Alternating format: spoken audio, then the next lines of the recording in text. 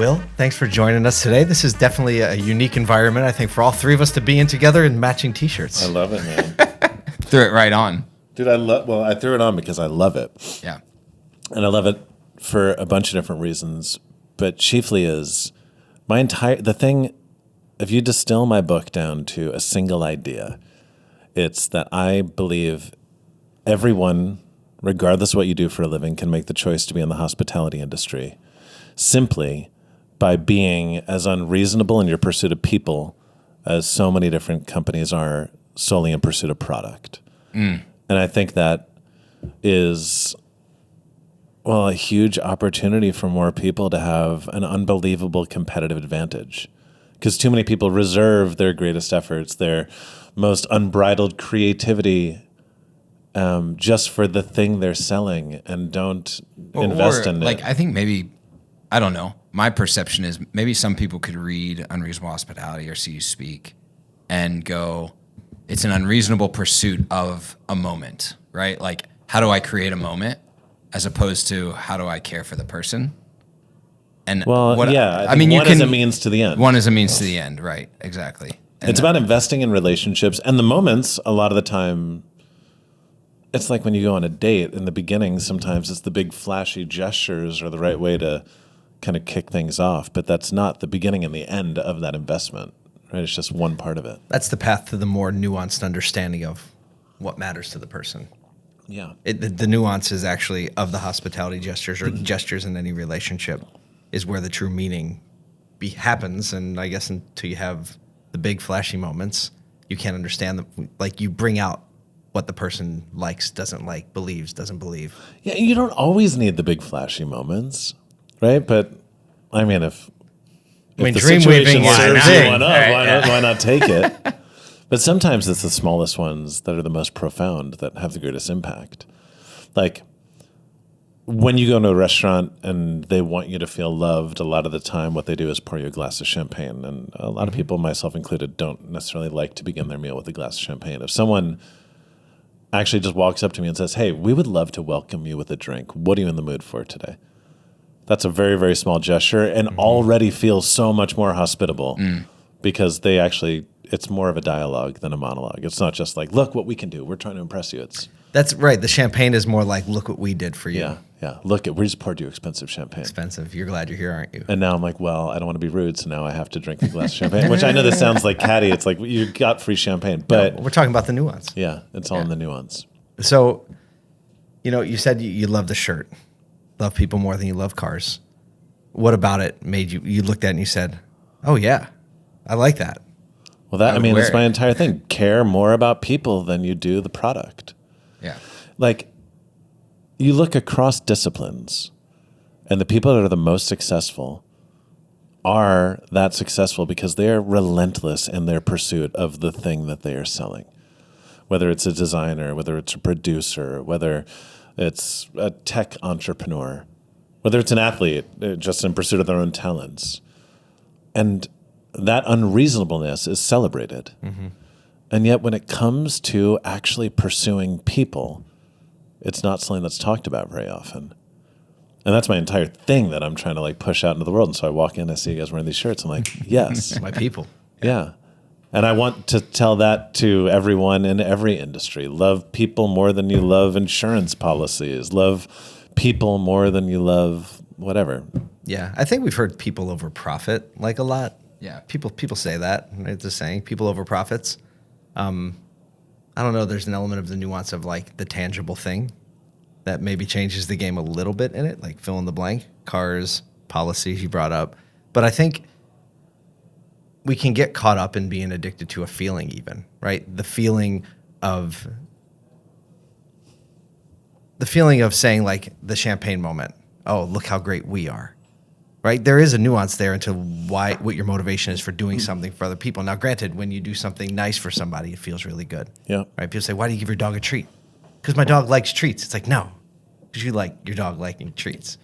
And so I think there's a nuance in there that you try to lead people to in the book, and you do a really good job of explaining what you were thinking as you were making these changes and how you were trying to lead people.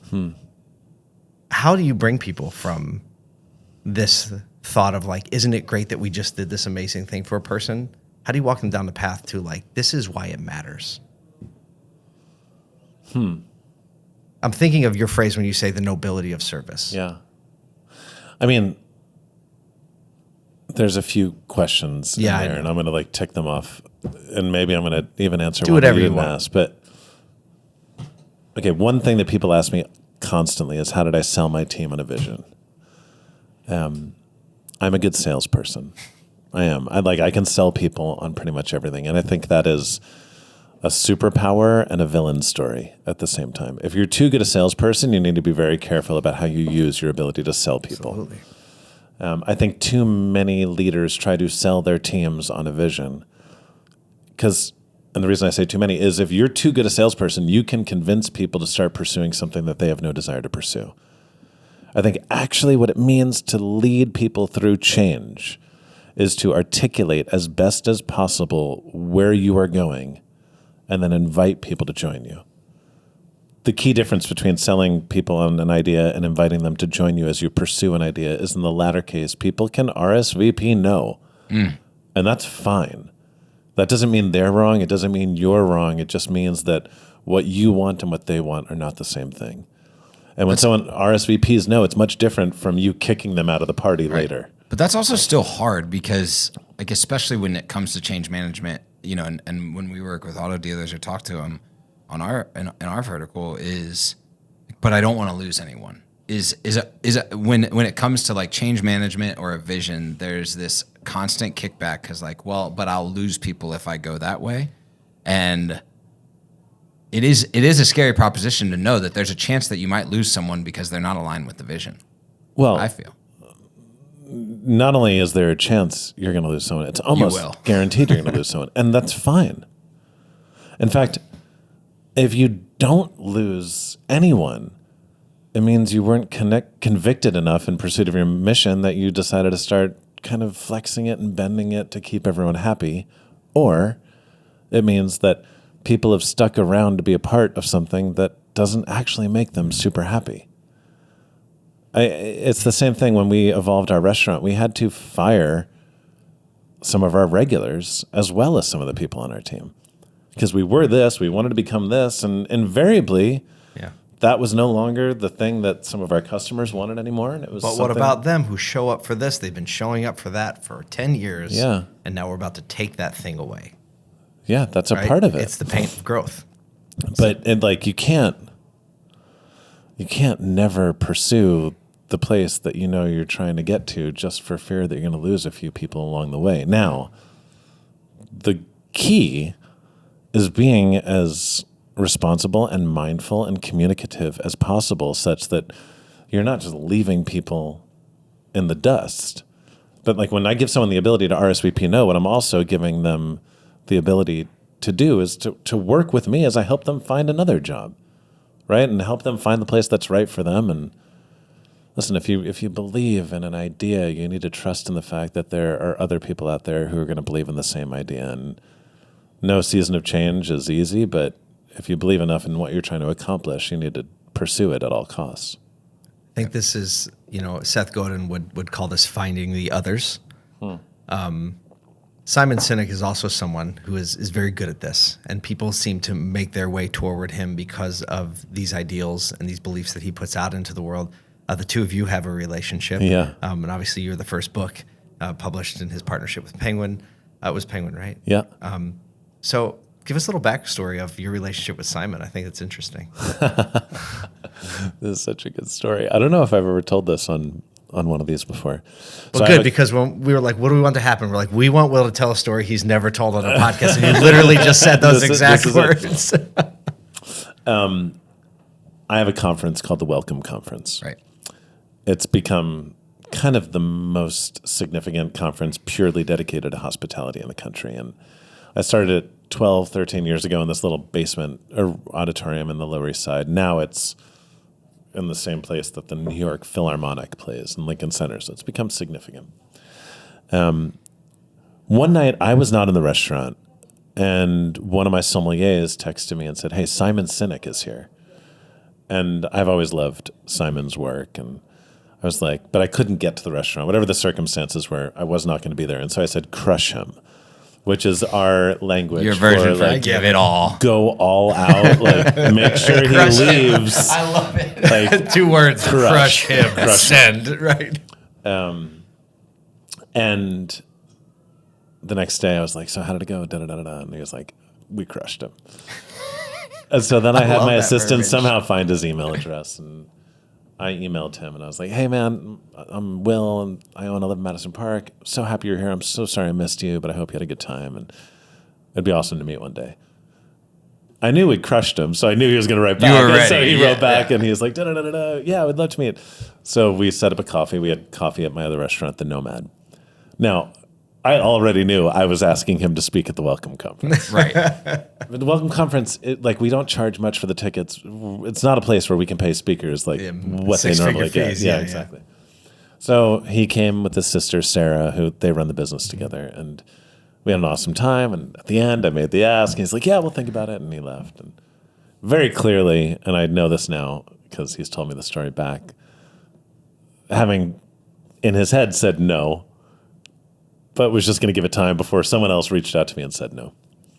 Now, at the same time, Simon Sinek is like in my head, and I send a couple of his videos to all of my managers in the entire company to be like, hey, this guy was at EMP. These are the messages of his that really resonate with me. Just watch them. I'd like you to think about them, talk about them in your pre-meals. And if he walks into any one of our restaurants, I want to know right away.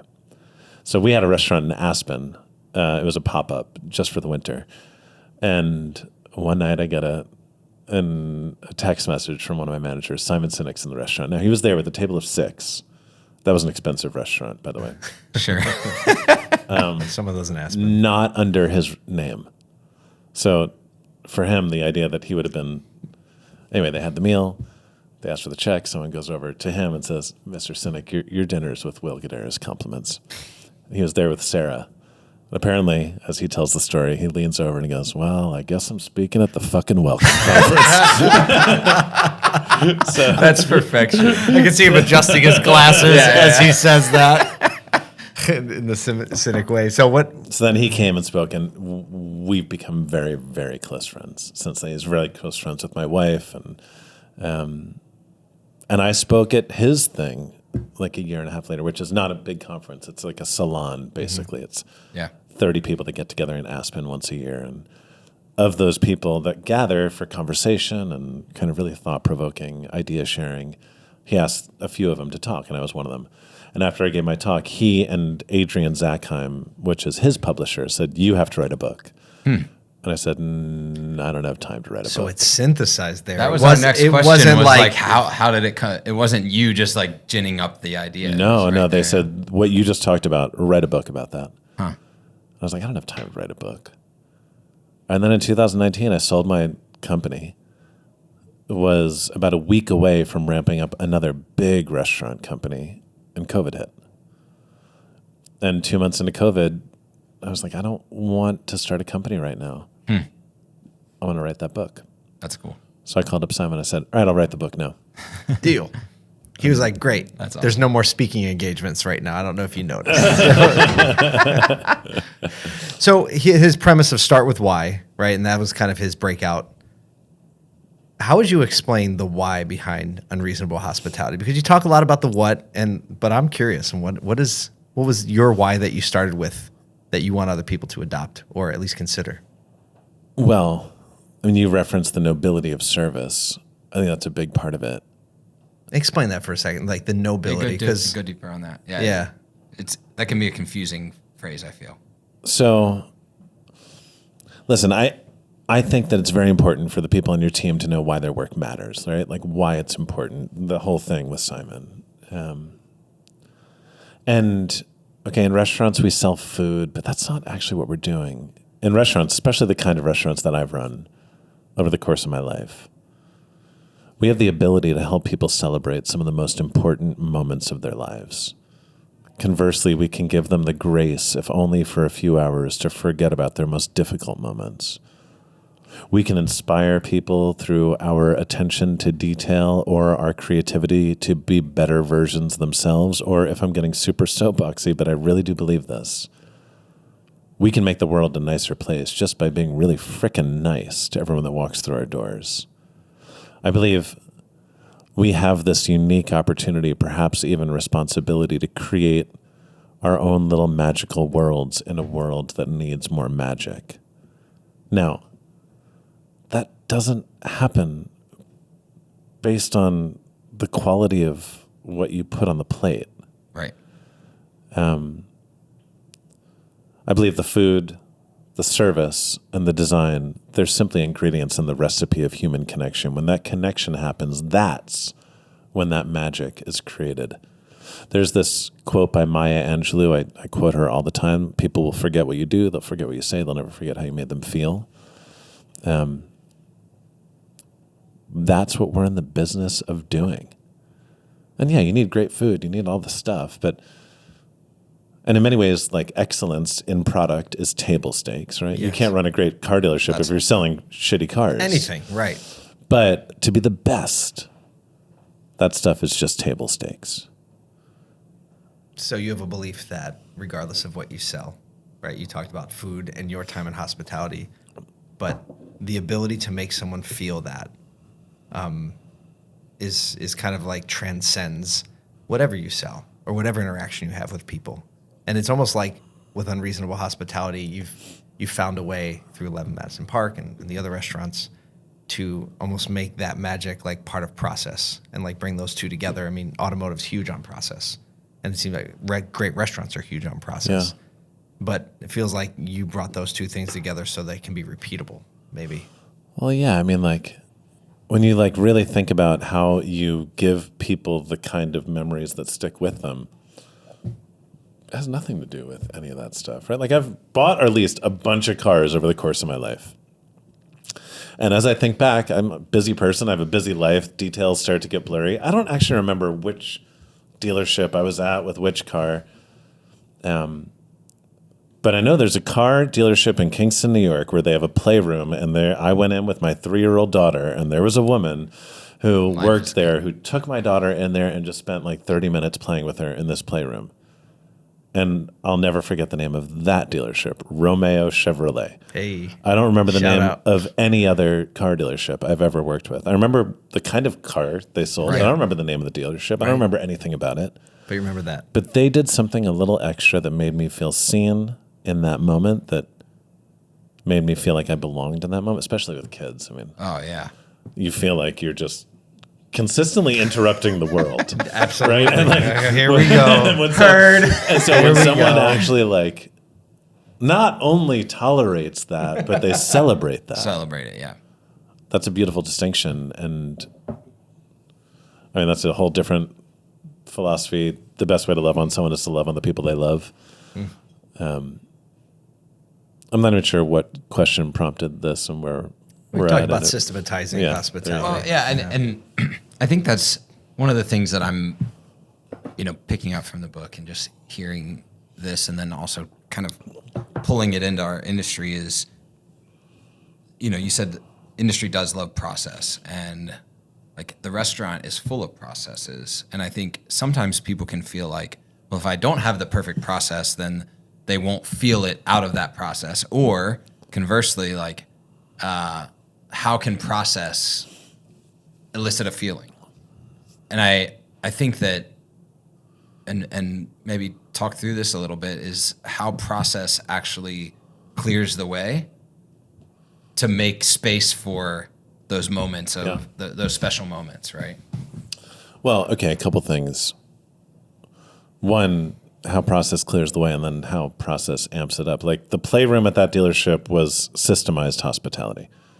Right? They just took a little space and actually designed it purposefully for a recurring moment that they saw where people were coming in there with kids, and they might as well just put into their system, in that case, into the physical plant, something to elevate those experiences. I think as it pertains to how you can change process to clear the way for these things, one of the things I talk to people all the time about these days is auditing your rules and procedures. Most car dealerships I've dealt with, You can tell I'm following a set of rules that was put in place a long time ago, and I'm sure Some made people sense call that then. the path to the sale. Yeah, Road whatever to it the is. sale, right? Here's how you walk everyone down. And you have to go sit down here, and then this person can't do anything until this happens, and then this happens, and then this happens. And I mean, I went into a place, I just wanted, like, I was ready to just buy the car. You had your armor on, right? You're like, I just want this. I just want this. Give it to me. I'm not going to negotiate the price. Just let me get in and out. And it was like 2 hours. In most organizations, rules or policies or whatever don't get removed. They only get added. Mm-hmm. And the only way they ever get removed is if someone on the team has the tenacity and persistence to cut through the red tape for long enough to convince someone that that thing no longer deserves to exist. I think customer service as we know it would change forever if every guest-facing business in America on an annual basis did a rules audit where they had to go through every one that exists and prove why it still deserves to exist. And we would lose a significant chunk, but let's say only 2% of them went away.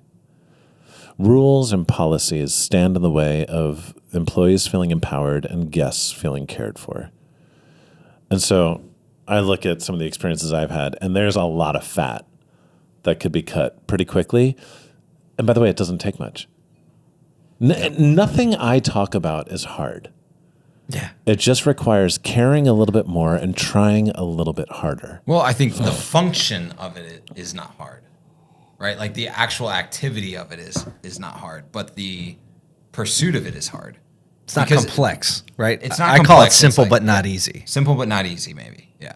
Yeah, no, it's not hard. It just requires trying harder. Yeah, exactly. Yeah. And I think I'm leaning in on that to say, okay, running a marathon, that's pretty hard for Right, most people. yeah. For me, he's a runner. Doing a He's like, I understand doing a some rules of you audit is people. not hard. Right. You just need to decide you're going to do it. Yeah. So, okay, let's dig in on that a little bit. I just got done reading Walter Isaacson's biography of Elon Musk, and Elon has an interesting phrase they call "question every requirement," and because he started, building spaceships and a lot of requirements, vehicle manufacturing, a lot of rules and requirements, and he basically said, anytime you run into something that says you must do it this way, you are to question it. You are to find out who put the requirement in place. And if you can't find out who put it in place, then we're going to discard the requirement. Because that person's long gone, and we don't know why they put it there, but it probably isn't applicable. He said, as long as it doesn't violate the laws of physics. So as you say, like, and there you go. I would say, I if know. there's no reason for it to exist, and you can't find the guy. And yeah, I'm sure there's some basics in there. But no, I'm trying to tie that back when you say, like, do requirements audit or rules audit. What things would you look for when you say, okay, here's a rule.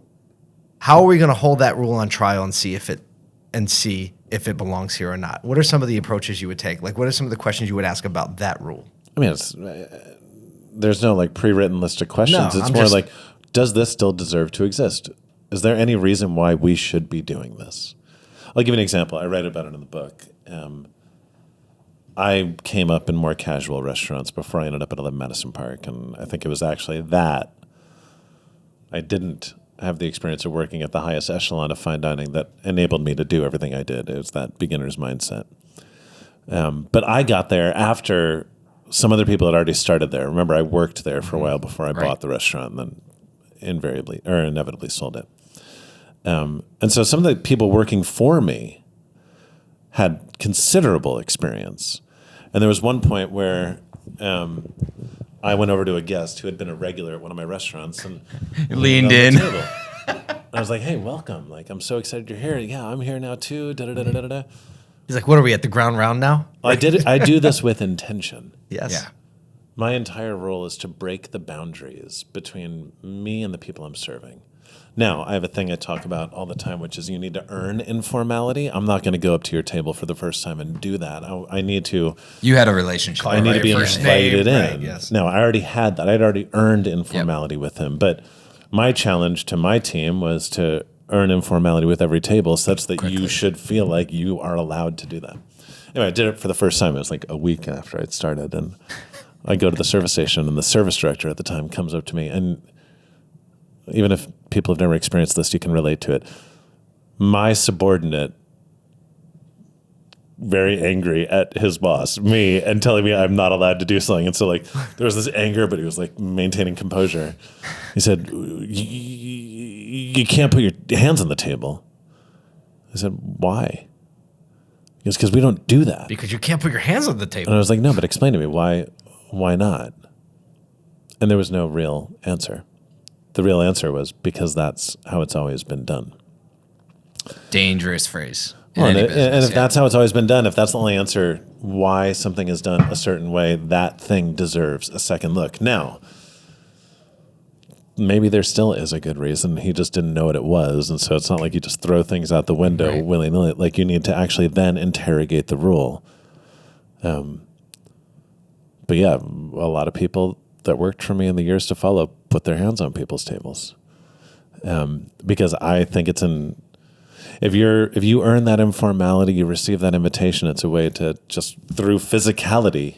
Well, the rule actually flipped.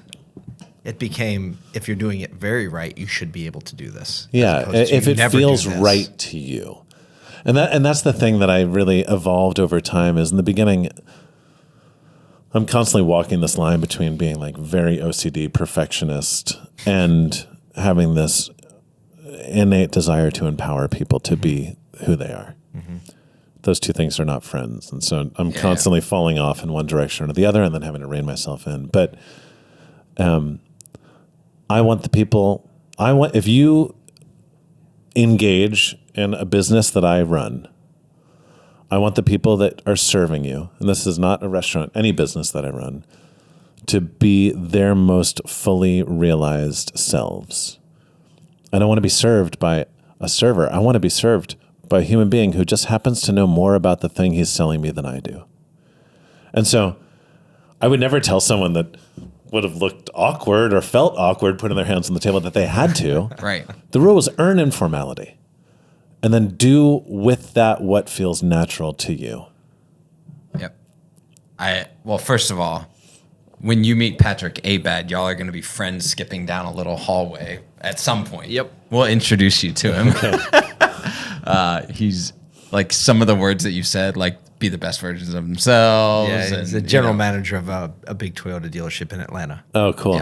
Yeah. So, oh man, I got all excited about that because I can't wait to introduce yourselves. I just lost my whole question. Oh, that's fine. It really stinks because I feel like it was a good one. Patrick, if you're listening to this, apparently you and I are going to be friends, but it's your fault that he lost his train of thought. That's actually a normal thing in our relationship. And I'm looking forward to meeting, but like, shame on you. Shame on you. Have you ever seen A Christmas Story, the movie? Yes. You remember the scene where the kid gets his tongue stuck to the flagpole? Yes. When you're saying the rule has to be that way, here we have the kid and Ralphie licks the pole, or it wasn't Ralphie, it was one of the other kids, and he's stuck there, and he's in agony, and he's in pain, and the bell rings. And he's like, where are you guys going? Right? He's like, but the bell rang, right? Like there's nothing else that exists in the world that's a higher authority than the bell. Yeah. But the bell rang. Like, but you don't put your hands on the table. I'm thinking of some of you think Ritz-Carlton, you probably know a lot more about this than we do, but they're known for empowering their people. Yeah. And I think even giving if you're eating at one of the restaurants, they give their servers a budget. Say like, hey, we want you to spend this in a way. Pret a Manger does that too. Pret a Manger, like there's an amount that any cashier can comp on a daily basis. Exactly. I read an article about that. At the time, there was a Pret a Manger like around the corner. I went there for lunch every day for 3 months. Trying to get Trying to get comp. You look too happy. See, here's the thing. This guy doesn't need anything. He's good. Here's the thing I want to say about that. Some companies do this, right? It's now increasingly common that people are given the amount of money that they're allowed to comp. Discretionary budget, yeah. Where I think that could be strengthened is to change the language that they have to use. I think our graciousness budgets need to be thought of differently than every other item where are some of the gaps that you're seeing, particularly as you're kind of encouraging already folks in our industry? I just think there's so much opportunity to really zero in on here's the thing about when you get a car. I think about the cars I've gotten over time. And I now have a 3-year-old and a 1-year-old and a big dog. The order that came into my life was the big dog, and then the first kid, and then the second kid. So I remember my first car when I first got a license, right? And it was the car my mom had driven for years and years and years, which 2 years later was run into the ground and just didn't work anymore. And then I got my first real car from a dealership. And like the freedom that I felt, right? Like that was a significant moment. Yeah. And then I moved to New York City after college. I didn't need a car, and so I sold that. And then the first real car you get is like when you get your country house. I had my country house, and we got a dog, and so we got a Jeep Wrangler, 2-door Jeep Wrangler. Me and my wife, dog would go in the back. Then we had a kid. That didn't really work anymore. Wranglers, and so then we got back to another the car. dealership, Yeah. So then we got a 4-door Jeep Wrangler. I was just going to say that, the 4-door. And then we had another kid. That didn't work anymore. And so then we got a Tahoe. Oh, yeah. And then I realized that the amount of stuff we were lugging around the trunk of the Tahoe when you have the third row up, it doesn't really work. And so then like recently I was like, all right, I'm sick of getting a new car every like biggest 14 months. Give me the Suburban. Extended so then we have the Suburban. Absolutely. And by the way, like there's a thing I want to do in business. And when I accomplish that goal, what are you going to get? I want to get like an old, perfectly restored Land Cruiser. That's like the car that I'm going to get. That's amazing. So I'm driving a Land He's Cruiser. got one for you. I'm driving Gary V's Land Cruiser. Oh, really? Because when they needed something, they called me, and I was like, I'm buying the trade. So yeah, I've become a Land Cruiser guy. And But like, those old ones with like the unbelievable. back. My point is, Every moment was significant for you. the car was an exclamation point for every moment. Yep. And when you think about the why, what makes the work important, that's a big part of it. Like, if you sell people their cars, and if you are good enough in investing in those relationships such that you get to walk down life's journey with those people from the very beginning until the very end, you are there to help celebrate every single one of those moments. And by the way, there's so many moments left to come. Oh, yeah. There's going to be the moment where my kids go off to school, or when my kids turn 16, I get them their cars, and then they go off to school, and I trade in my big car for Whatever. Porsche or something, right? Like whatever it is, you guys are there. Yeah. And the biggest, it's not a gap, it's an opportunity. And there's so many little details, like ideas, specific, actionable things. But the big overarching thing is to realize that you're in that business. Yeah. That's the business you're in.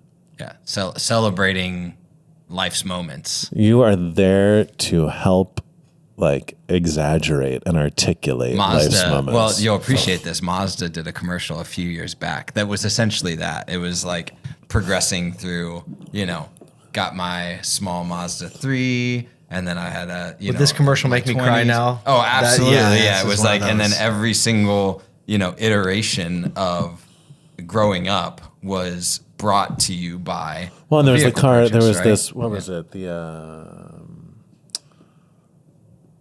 It was like the old Jeep Wagoneer or there was a Dodge commercial. Like the girl goes over to her grandparents' house, and the grandma is kind of like in a quasi coma state. Okay. Trying to remember. You got to find this commercial. It just came out like 3 months ago. And Does she remember? Like and then she gets her on the drive, and she starts remembering all the memories she had. That was one. So, okay, great. The marketing people get it. Yeah, right. That's irrelevant. The opportunity is to take that and talk about it constantly at the dealer level. One of the things that is a fundamental part of my belief system is that what gets talked about within the four walls of a service environment is what gets thought about.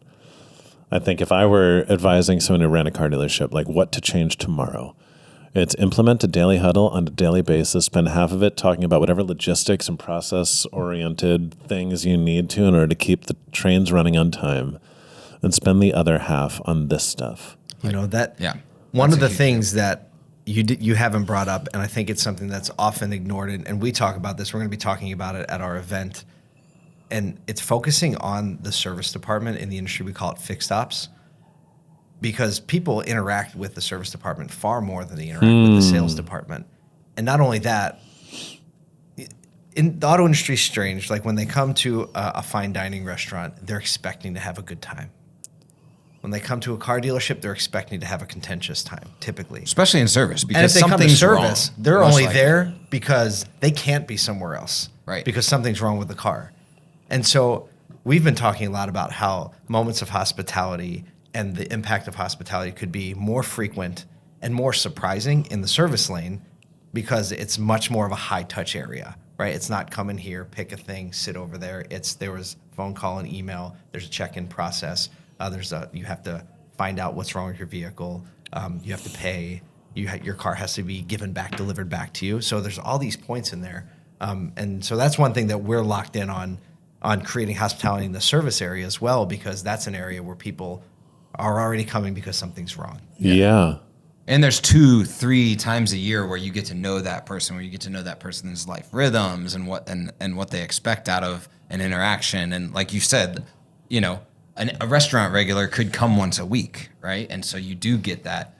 You can earn the informality not just in a single session, but in multiple. And that's the same opportunity in service. I mean, I know some incredible service advisors that see someone coming from a mile away, walk up and go out to greet them by name and already know, like, can almost say the words before they say it. And so the opportunity is huge there. Well, the opportunity is, by the way, I wish I knew the ones that you know, because I have not met them yet. Yeah. And the ones that I've met are, I mean, We're going to you're going to the meet inability to respond to an email, honestly. Right. Like where absolutely, like where basic they have your communication. car and I email them 3 days in a row without a response, which is just it's a known issue. Insane to me. What's That wrong is with my insane car? to me. Yes. How come I don't know? But that's not even good or bad hospitality. That's just bad service. And by the way, I think it's important to distinguish between the two words. Yeah, Service is a interesting. part of the product. Hospitality is the way you make them feel. I think when you talk about, yes, expectations in most restaurants are higher, right? Mm-hmm. Gosh, that's exciting. I talk about hospitality being the greatest competitive advantage anyone in the service industry can have. It means it's that much more of a competitive advantage for people in your industry. Mm-hmm. Absolutely. Because if the Bar's way low. bar is really low, it just takes trying a little bit harder and caring a little bit more. I went to that two-door Jeep that we bought, which my wife always really wanted a Jeep. So I was like, all right, let's get you a Jeep. We were in California. We bought it. And literally just walked in, bought it, left. We go to leave.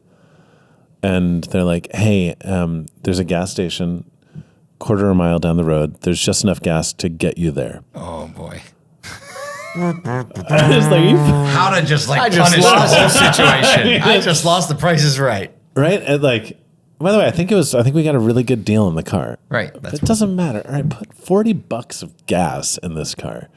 Like that, I think that's where That's where the bar is. So, like, a lot of places. you Yeah. fill the car with gas. Okay, now you're already overperforming. But listen, I think it's such a beautiful.